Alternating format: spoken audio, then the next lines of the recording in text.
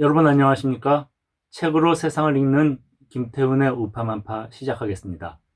옛날 춘추전국 시대를 통일한 진나라 아시죠? 진은 중국의 가장 서쪽 끝에 있던 변두리 국가였습니다. 이 나라가 통일 제국을 건설하는 데 기여한 통치 이념이 있습니다. 바로 법가 사상입니다. 당시만 해도 생소했던 법치를 도입했습니다. 그 주역이 상앙이라는 사람입니다. 그러나 법치가 뭔지 모르는 국민은 처음에 따르지 않았습니다. 그러자 상황이 꾀를 냈습니다. 도성 남문에 나무 기둥을 세우고 그 기둥을 북문으로 옮기면 금 10량을 준다고 했습니다. 아무도 그 말을 믿지 않자 상금을 50량으로 올렸습니다. 그때 누군가 나타나 기둥을 옮겼더니 공고한 대로 상금을 주었습니다. 그런데 이게 법치일까요? 이건 법을 앞세운 순치일 뿐입니다. 오늘날 제대로 된 법률가라면 이런 법 자체를 만들지 않습니다. 이런 법률이 제정되면 공정성 문제가 제기될 것입니다.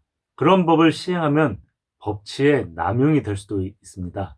법을 만들어 나라를 통치한다고 해서 반드시 좋은 나라, 부강한 나라, 공정한 나라가 되는 것도 아닙니다. 앞서 예로 든 상황은 신상필벌, 즉 말 잘 들으면 상 주고 말 안 들으면 벌을 내리는 방식으로 국정을 운영했습니다.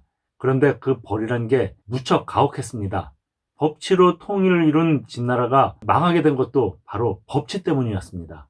통치 편의를 위해 법이란 칼을 아주 가혹하게 휘둘렀다가 통일되고 겨우 2대 만에 망했습니다. 진나라 멸망의 계기로 진승 오광의 난을 꼽습니다. 원래 진승과 오광은 노역에 동원할 빈민을 인솔하는 책임자였습니다. 그런데 가는 길에 악천후로 약속한 날짜를 맞추지 못했습니다. 당시 진나라 국법은 기일을 지키지 못한 자를 사형으로 다스렸습니다. 지금 같으면 이런 법 자체가 만들어질 수 없습니다. 과잉 처벌인 점도 문제이지만 천재지변을 만나 불가피하게 늦어진 것을 처벌할 수도 없기 때문입니다. 그러나 진나라는 법을 앞세워 그렇게 했습니다. 이래 주거나 저래 주거나 마찬가지란 절망적 심정에 빠진 두 사람은 반란을 일으킵니다. 이게 전국적인 반란으로 이어졌습니다.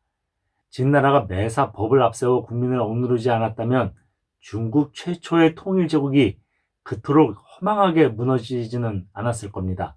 이런 고사를 들려드린 것은 대한민국의 권력 가진 이들도 옛날 진나라처럼 법치를 어지럽히고 있다고 생각하기 때문입니다. 국회는 180석을 앞세운 여당이 입법 폭주를 자행하고 있습니다. 또 있습니다. 이게 오늘의 주제인데요. 오는 29일 윤석열 전 총장 사태로 공석이 된 검찰총장을 임명하기 위한 사전 작업으로 후보 추천위가 열립니다. 그런데 여기에도 법치 훼손을 우려하게 하는 일이 벌어질 조짐이 보입니다. 어떤 사람이 그 자리를 차지하게 될까요? 박범계 법무장관이 며칠 전 기준을 제시했습니다. 대통령이 임명하는 것이기 때문에 대통령의 국정 철학에 대한 상관성이 클 것이다. 놀라운 말입니다. 이게 일국의 법무장관 입에서 나올 수 있는 말인지 제 귀를 의심하게 됩니다. 그간 역대 정권들은 속으로야 어떻게 생각하든 적어도 겉으로는 공정한 검찰권을 행사할 수 있는 일을 수장에 앉히겠다고 약속했습니다. 그 어느 누구도 시쳇말로 꼬붕을 검찰총장 시키겠다고 하지 않았습니다. 대통령의 국정 철학에 대한 이해는 청와대 참모나 국무위원 인선 기준이 될 수는 있어도 검찰총장 자질로 요구할 수는 없습니다. 그런데 박 장관은 그러겠답니다. 그분 논리대로라면 어느 검찰총장이 법과 원칙에 따라 수사할 수 있겠습니까? 대통령 국정 철학 운운하며 말 잘 듣는 검사를 총장으로 임명하겠다는 말 아닙니까? 자기들이 저지른 온갖 내로남불 사건들을 가재가 개 편들듯 처리할 사람 뽑겠다는 말로 들립니다. 다시 말해 정권 호위무사를 새 총장으로 앉히겠다는 자기 고백입니다. 이 정권은 국민들 눈이 하나도 부럽지 않나 봅니다. 오죽하면 검찰 출신의 여당 국회의원인 조응천 의원이 내 귀를 의심했다고 했겠습니까? 조 의원은 고위공직자범죄수사처, 즉 공수처를 예로 들며 이런 말도 했습니다. 수사처 소속 공무원은 정치적 중립을 지켜야 하며 그 직무를 수행함에 있어 외부로부터 어떠한 지시나 간섭을 받지 아니한다고 명시되어 있다.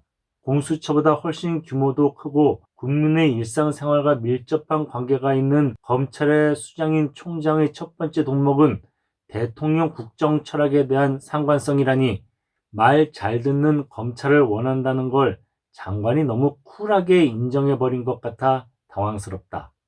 이런 말도 덧붙였습니다. 이런 식이라면 장관이 생각하는 검찰개혁이 무엇인지 정말 우려된다. 장관은 제대로 된 검찰개혁을 완수하기 위해 총장의 자격 요건부터 새로 세우기 바란다. 지금 검찰총장 자리에 이름이 오르내리는 인사가 10여 명이라고 합니다. 그 중엔 대표적인 친정권 인사로 꼽히는 이성윤 서울지검장과 임은정 대검 감찰정책연구관이 포함되어 있습니다. 아시다시피 이 지검장은 대검 반부패 강력부장 재직 시절 김학의 전 법무차관의 불법 출국 금지 의혹 수사를 막은 혐의를 받고 있습니다. 임은정 연구관은 한명숙 전 총리 사건 수사팀의 이른바 위준교사 의혹과 관련해 대검의 의사결정 과정을 소셜미디어에 공개해 공무상 비밀 누설 혐의로 고발당한 상태입니다. 친정부 여부를 떠나 수사 대상이거나 고발당한 이가 검찰총장 후보로 거론되는 것 자체가 부적절하다는 의견이 많습니다. 국민의힘 소속 김웅 의원도 여당의 조응천 의원처럼 검사 출신입니다. 김 의원이 검사 시절 검사내전이란 책을 썼습니다. 김 의원은 책에서 이 정권의 검찰개혁 본질이 무엇인지 일찌감치 간파하고 이렇게 썼습니다. 우리나라는 검찰의 힘이 지나치게 강해서 검찰공화국이라고 불린다. 검찰공화국이라는 것은 결국 모든 것을 검찰에서 해결하고 검찰의 권력이 지나치게 강화되었다는 의미일 것이다. 하지만 이 말은 정확한 것이 아니다. 정확히는 대통령 공화국이나 형사처벌 공화국이라고 불러야 한다. 검찰이 전횡을 일삼는다고 하나 결국 인사권으로 검찰을 쥐고 흔드는 것은 권력자이다. 검찰개혁은 늘 권력을 쥔 자의 욕망만을 대변했다. 박범계 장관이 검찰총장 인선 기준을 밝혔다가 거센 비판을 받자 한 발 물러났습니다. 유념하겠다고 말했습니다. 그런데 이런 말을 덧붙였습니다. 정치 검찰의 탈피는 문재인 대통령의 오랜 염원이었다. 이 말, 윤석열 전 총장이 정치 검사였다는 은근한 비난으로 들립니다. 이 정권의 언어 유희가 참으로 기가 찹니다.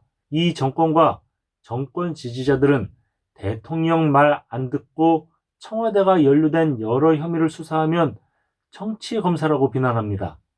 세상에 이런 궤변이 어디 있습니까? 국민을 바보 취급하는 이런 식의 언사, 이제 그만 멈추십시오.